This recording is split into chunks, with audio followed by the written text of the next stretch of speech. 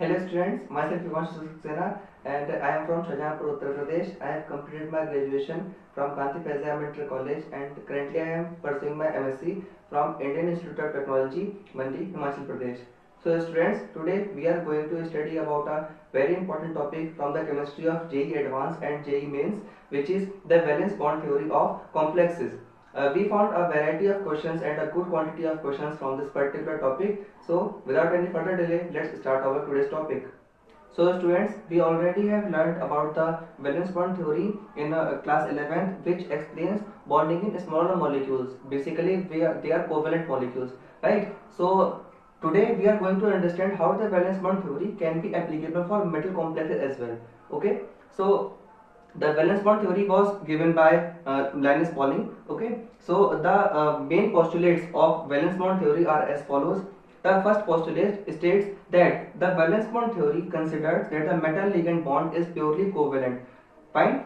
We know that according to the Fazan's rule, there is no such bond which is purely covalent or which is purely ionic. There is also some ionic character in a covalent bond and some covalent character in an ionic bond. But this theory assumes that the metal ligand bond is purely covalent. Okay. We know that a covalent bond is formed by sharing of orbitals, sharing of electrons between overlap of orbitals. Fine. So if we consider that here is a metal, we know that metals have vacant d orbitals. So here is the metal d orbital which is vacant, and here is our ligand. Ligand is containing an orbital which is containing a pair of electrons. So according to the valence bond theory given by Linus Pauling, the orbitals of the vacant orbital of metal overlap with the filled orbital of ligands to form a covalent bond, just like this. So here was the first assumption of this theory. Moving on, the second assumption of this theory explains that the atomic orbitals of a metal get mixed together to form new hybrid orbitals which have same geometry, energy and directional properties. So students, the next feature of the valence bond theory is that the ligands can be classified into two broad categories on the basis of their field strength. First one is the weak field ligand and the second one is the strong field ligand. We know that the ligand field strength is determined on the basis of another theory, which is the crystal field theory. Okay, we know that the weak field ligands are, for example, the halides, fluoride, chloride ion, and iodide ion, etc. Fine. Strong field ligands are, for example, carbonyl, cyanide ion, ammonia, etc. Fine. The next assumption is that if the metal atom contains some unpaired electrons and it is bonding with a weak field ligand, then the electrons remain as it is. That means they doesn't get paired up; they remain unpaired. Fine. But if the metal atom is forming the bonds with strong field ligands and it contains some unpaired electrons, then due to the presence of the strong field ligand, the unpaired electrons get paired up.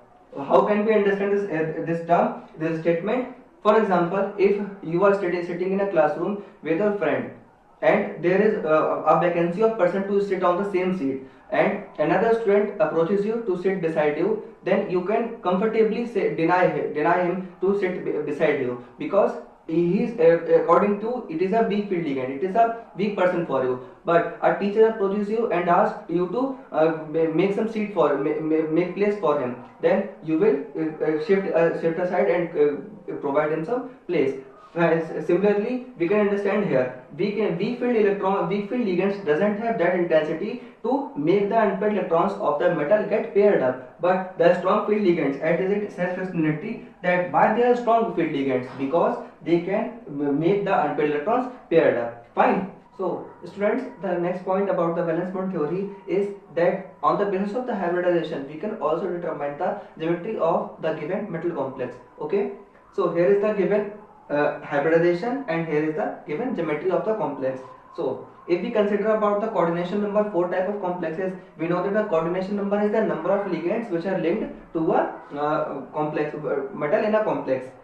If the hybridization is sp3, then the geometry of the complex will be tetrahedral. If it is dsp2, then the hybridization will be then the geometry will be square planar. If it is dsp3 and the coordination number is 5, then the geometry will be trigonal bipyramidal. And if we talk about the coordination number 6, then whether the hybridization is due to sp3 or sp3d2. In both the cases, the geometry will be same. It will be octahedral. Fine. The next point is about if the metal is using its inner orbitals, inner d orbitals. What is the mean by inner d orbitals? If we consider again the example of iron, we wrote that in case of Fe2 positive ion, there the configuration was argon 3d6 and 4s0 was empty. If here is 4s0, then then the next orbitals will be 4s0, 4p0 and 4d0, right?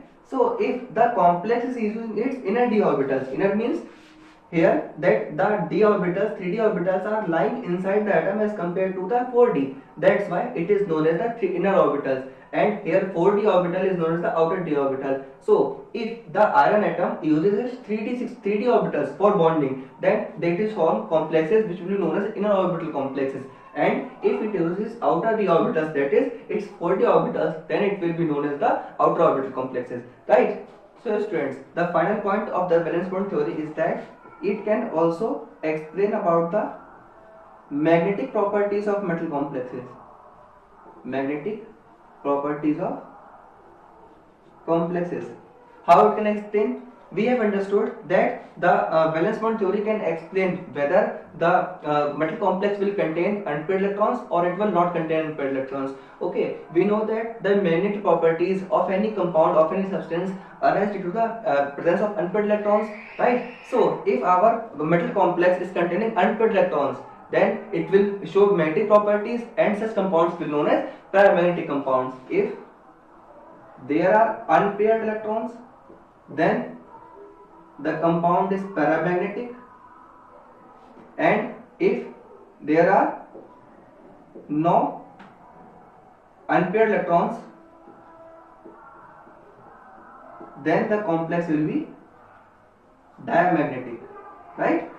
And we have also seen that if the complex is forming by the bonding of metal and with a strong field ligand, then due to the presence of strong field ligands, the electrons of the d orbitals in the metal atom gets paired up. If the electrons get paired up, then it will show diamagnetism. So we can also say that if a metal is bonding with strong field ligands, as here SFL stands for strong field ligands, then the complex will be diamagnetic generally. And if it forms complex with weak field ligands, because weak field ligands do not have enough strength to pair up the unpaired electrons. That's why it will form a paramagnetic compound. It is a general assumption, but it also has some type of exceptions also.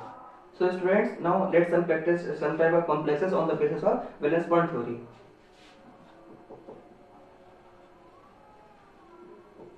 So as the first example, we are considering this kind of complex ion, right? Cobalt, Cl6 and 3 negative. Now, if we write the ground state configuration, electronic configuration of cobalt, we know that the ground state electronic configuration of cobalt will be argon 3d7 and 4s2. Here, if we find the oxidation state of cobalt in this complex, we find that the cobalt is in +3 oxidation state. So if the cobalt is in +3 oxidation state, then it will have to lose 3 electrons. So 2 electrons will be removed from the s orbital and 1 electron will be removed from the d orbital. So the final configuration of cobalt 3 positive ion will be 3d6 and 4s0 and 4p0. Right? Here, if we see that d orbital can be represented at 1, 2, 3, 4, 5 and 6. S orbital is empty as well as the p orbital is empty. We know that the chlorine is a weak field ligand, as we have already learned that the weak field ligands do not have enough capacity or enough capability to pair up the unpaired electrons. That's why it will not pair the unpaired electrons present in the cobalt 3 positive ion. Then it will, the cobalt, the electrons, the pair of electrons which will arrive from the chloride ion will approach towards the vacant orbitals of the cobalt 3 positive ion. Here also will be a 4d ion, 4d orbital. It is 4p, it is 4s, it is 3d. So here are 6 chlorine atoms, and we know that in coordination complexes each ligand contributes a pair of electrons to the metal atom. That's why here 6 chlorine will donate 6 pair of electrons, 1, 2, 3, 4, 5 and 6, right? Now, if we examine that the chloride ion is occupying these orbitals. Now, let's write the name of these orbitals. Here is one s orbital. Do only write the name of orbital used. One s orbital is used. One s orbital. How many p orbitals are used by the chloride ions? 1, 2, and 3. Here, 3 p orbitals are used and 2 d orbitals are used. So, the hybridization of this complex is sp3d2, right? We already have seen in the point discussed earlier that if the hybridization of a compound is sp3d2, then what will its geometry, students? Its geometry will be octahedral. What another point can be derived from this information, which is the type of complex. What kind of complex it will be? Let us examine which type of orbitals are the ligand occupying. Which type of d orbitals are the ligands occupying? Are the inner d orbitals or outer d orbitals? Obviously, these are outer d orbitals, which are 4d orbitals. That's why the type of complex will be outer orbital complex. Outer orbital complex. Now, the final information is about the magnetic behavior of this compound. Magnetic behavior. I have told you already that the magnetic behavior of any substance is due to the presence of unpaired electrons. We can clearly see that the cobalt complex will contain 3d orbitals. There are 4 unpaired electrons in the 3d orbital. That's why it will be paramagnetic. So students, let's move on to our next example, which is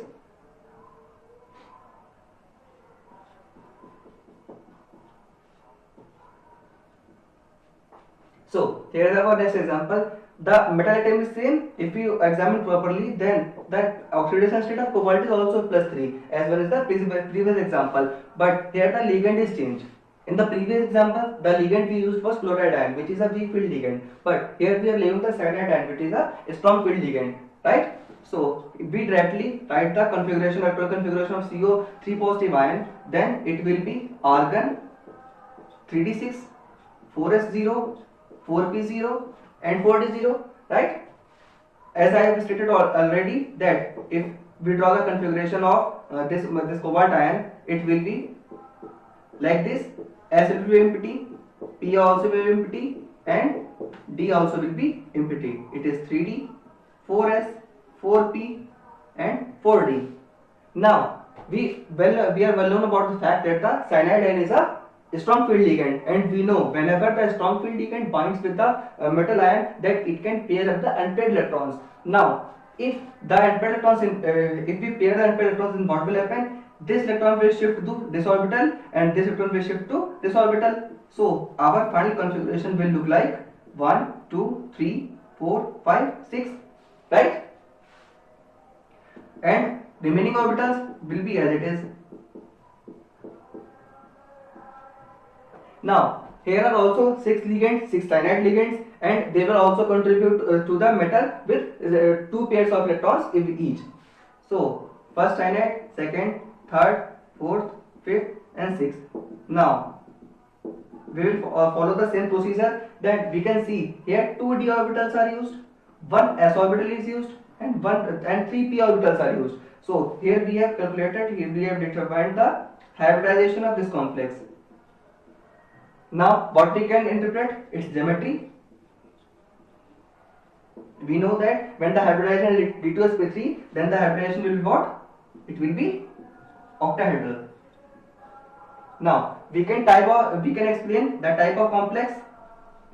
I have told you already that if inner d orbitals are used by the ligand for bonding, then the complex will be called as inner orbital complex. But in the previous example, we have already saw that the ligand were occupying this d orbital, 4 d orbitals. That's why in the previous example, the complex was called outer orbital complex. But here the inner d orbitals are used by the ligands. That's why this complex will be called inner orbital complex.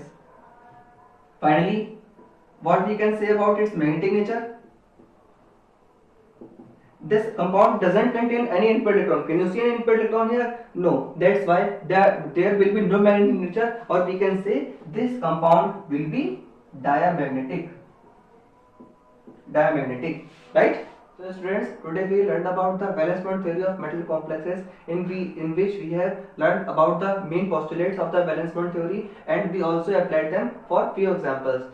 So here is a homework. You have to determine all the properties of the 4 points which are discussed in the examples for these three compounds. Okay, so students, for your interest, you can also practice more questions for this topic. It is a very interesting topic and also very schooling topic. You can also find a good number of questions in your mains and advanced examinations. Thank you, students.